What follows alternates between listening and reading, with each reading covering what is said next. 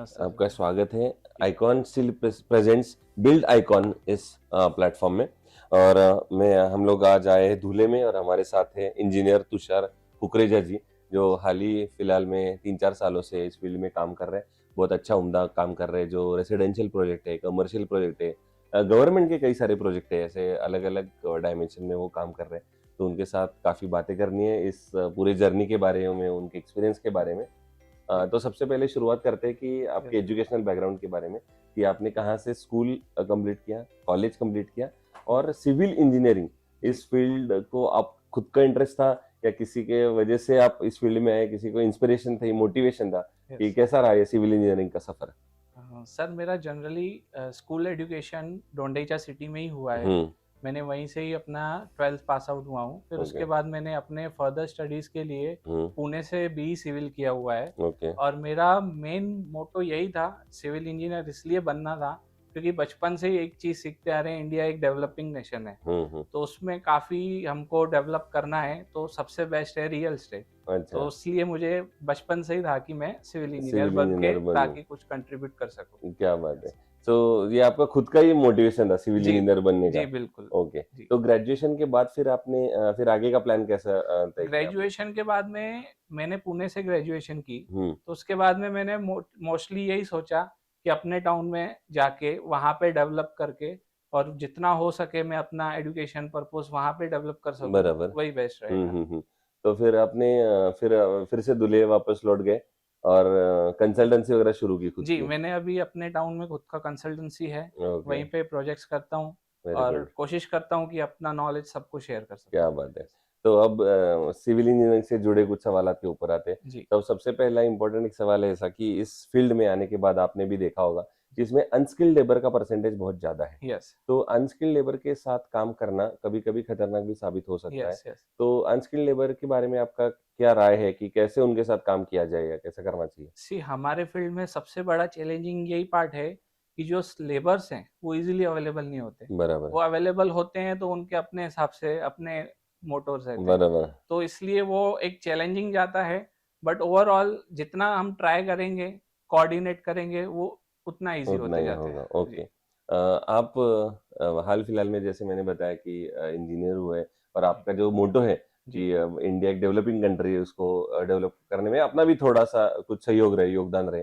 जी, तो आजकल जो टेक्नोलॉजी की बहुत अच्छी हेल्प हो रही है जी, इस फील्ड में, जी, जी, तो आप कैसे टेक्नोलॉजी यूज़ करते हैं? और ऐसा अभी आपको लगा क्या कि मैं इंजीनियर करने के बाद और जी। कुछ इसमें सीखना चाहिए और? जी वही है, कोई भी फ़ील्ड रहे, आपको कोई डज़न्ट मैटर कि आपने कॉलेज से डिग्री ली है, तो आपका बस वही नॉलेज है। हुँ, हमको वही है कि हर चीज़ का स्किल इम्प्रूव करना चाहिए। बराबर, तो उसके हिसाब से आपको बस अपना रियल एस्टेट में क्या है ना, आप जितना ऑब्ज़र्व करोगे, उतना ज़्यादा सीखोगे। बराबर। तो उसके हिसाब से आप जितना सीखोगे, आप वही इम्प्लीमेंट कीजिए और हुँ। न्यू चीज़ें ट्राई कीजिए ताकि आपका ईज़िली अच्छे से हो सके। वो हो सके, जी, बराबर। दूसरा रेज़िडेंशियल में भी काम आप करते हैं, जी, रेज़िडेंशियल जी, प्रोजेक्ट इसलिए जी। पूछना चाहता हूँ कि रेज़िडेंशियल में बहुत बार क्लाइंट का ऐसा रहता है कि मेरा बजट थोड़ा कम है जी, जी। या मेरे थोड़े बजट में बिठा के दो टाइप जी, वाला। जी, तो जी, ये बजट और क्वालिटी ये जी। दोनों कैसे आप साथ-साथ चलते हैं? सर इसका वही है कि अगर बजट में करेंगे तो क्वालिटी नहीं आएगी, अगर बराबर, क्वालिटी करेंगे तो बजट में होगा नहीं। हाँ, तो उसमें लिए कुछ ना कुछ ओनर को भी कॉम्प्रोमाइज़ करके, कुछ हम कॉम्प्रोमाइज़ करके ओके। और जो टेक्निक्स हैं वो यूज़ करके करते करते हैं। हैं, जी, बराबर। दूसरा अगर अच्छा कोई क्वालिटी कंस्ट्रक्शन करना है, जी, तो उसमें क्या आप टिप्स बता पाएँगे कि ये 2-4 पॉइंट आप ध्यान में रखो, तो जी। अच्छा कंस्ट्रक्शन हो सकता है? उसके लिए मैं सोचता हूँ मार्केटिंग अगर अच्छी रही, हुँ। तो अच्छी क्वालिटी का मटेरियल हमको अगर कॉस्ट कटिंग में मिल गया तो उससे कॉस्ट कटिंग करके हम वो इकोनॉमिकली कर सकते हैं। बराबर। तो ये एक अच्छे क्वालिटी कंस्ट्रक्शन के लिए यूज़ जी, हो सकता है। जी, जी, ओके। दूसरा ऐसा है कि आप खुद ही मतलब धुले में आके फिर से आपने काम शुरू किया। जी, जैसे आपने शुरुआत की, हमने बात की डेवलपिंग जी, इंडिया के बारे में।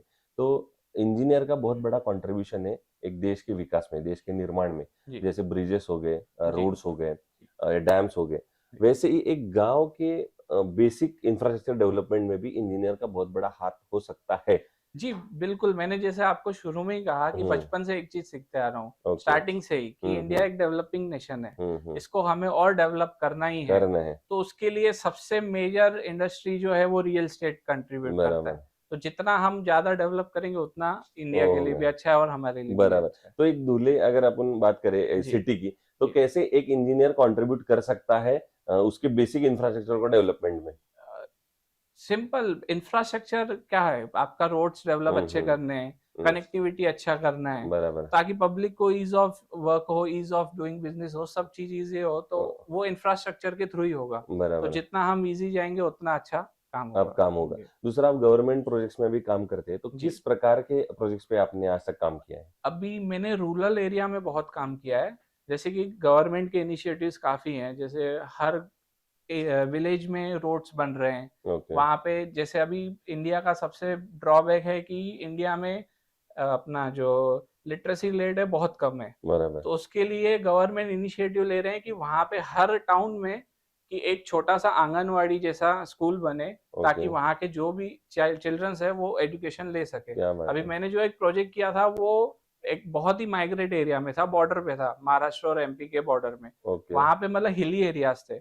वो विलेज में सिर्फ हार्डली 3 या 4 घर होंगे ओह, तो वहां पे एजुकेशन पहुंचाना बहुत एक टफ चीज है, टफ इसलिए चीज ये है। गवर्नमेंट के जो इनिशिएटिव्स हैं छोटे छोटे, बराबर। उससे काफी बेनिफिट हेल्प मिल हो रहा रही है, है। जी बराबर।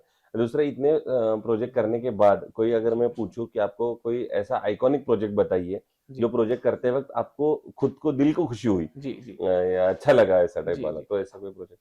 मोस्टली मेरे को यही है, टारगेट रखा है कि मैं जितना दे सकूं रूरल एरियाज में डेवलप कर सकूं। Very good. तो जैसे मैंने अभी आपको डिफाइन किया कि बताया, हाँ। गवर्नमेंट के भी जो हो गया। इनिशिएटिव्स हैं, स्कूल वो का हमको उसमें हमको हेल्प हेल्प कर पा रहे हैं, वही हमारे लिए बहुत खुशी की बात है। बेस्ट है। जी ये हो गया आइकॉनिक प्रोजेक्ट, लेकिन कभी जी कभार ऐसा होता है कि काम करते वक्त कोई अड़चन आती है, कोई जी समस्या आती है जी और फिर जी हम लोग अड़ जाते हैं काम। जी जी। तो फिर ऐसा कोई इंसिडेंस, हादसा कोई याद है आपको कि जहाँ पे आपको किसी की हेल्प लेनी पड़ी, या अचानक से कुछ प्रॉब्लम आ गया ऐसा? ऐसा तो मेरे को कुछ रिकॉल नहीं हो रहा है, बट मेरे हम्म। को जितना आइडिया है कि हाँ। हमारी फील्ड ही चैलेंज से भरी हुई है, बराबर, तो बराबर। इतना रिकॉल नहीं हो पा रहा इतना है। हाँ। रिकॉल नहीं, ओके। सबसे कंस्ट्रक्शन में हमेशा स्टील और सीमेंट, ये दो जी चीजें सबसे इंपॉर्टेंट होती है। जी तो स्टील सिलेक्ट करते वक्त जी। आप क्या पैरामीटर्स चेक करते हो या क्या क्वालिटी चेक करते हो कि? स्टील के जैसे अभी मैं शुरू से ही आइकॉन स्टील यूज कर रहा हूँ। ओके। उसका मेन रीजन यही है कि उनकी टेक्नोलॉजी, जैसे पहले आइकॉन आता था, फिर उसके बाद में डीएस स्टील आया, तो उनकी टेक्नोलॉजी एज पर जैसे जैसे टाइम इम्प्रूव हो रहा है, टेक्नोलॉजी भी इम्प्रूव हो रही है, तो वो उनकी टेंसाइल स्ट्रेंथ ज्यादा है बराबर, एज बराबर। कम्पेयर टू, और उनके सपोर्ट्स ज्यादा अच्छे हैं। अच्छा। मतलब जो इंजीनियर्स हैं वो हमको लिटरली ऑफिस पे आके हमको एक्सप्लेन करते हैं अच्छा। कि आप अच्छा। हमारा प्रोडक्ट क्यों यूज करें, और उसकी एक्सप्लेनेशन तो हमको भी, जो हमारे ओनर्स रहते हैं, हम्म। उनको बताने में इजी जाता है कि हाँ, आप ये क्यों यूज क्यों करें। यूज करें, जी बराबर। और एक लास्ट सवाल ऐसा पूछना चाहता हूँ कि जो जूनियर्स आपके दोस्त जी अभी इस फील्ड में पास आउट हो रहे हैं, जी जी उनको आप क्या सलाह देंगे इस फील्ड में आने से पहले? जी। बिल्कुल, मैं यही कहूंगा कि काफी बूमिंग इंडस्ट्री है, हम्म। आप आइए, और अभी अपॉर्चुनिटीज बहुत है अभी अच्छा। आज के जो। वेरी जी। गुड। तो बहुत बहुत शुक्रिया कि आप थैंक इस प्लेटफॉर्म पे आए। ये थे इंजीनियर तुषार कुकरेजा साहब, जो मैंने जैसे बताया कि हाल फिलहाल में इन्होंने इंजीनियरिंग सेक्टर में काम करना शुरू किया है। आने वाले कई सालों में आप कैसे आइकॉनिक प्रोजेक्ट बनते रहे आपके हाथों जी से, यही मेरे और आइकॉन स्टील, ये दोनों की वजह से आपको जी बहुत सारी शुभकामनाएं। जी। Thank you very thank much. You.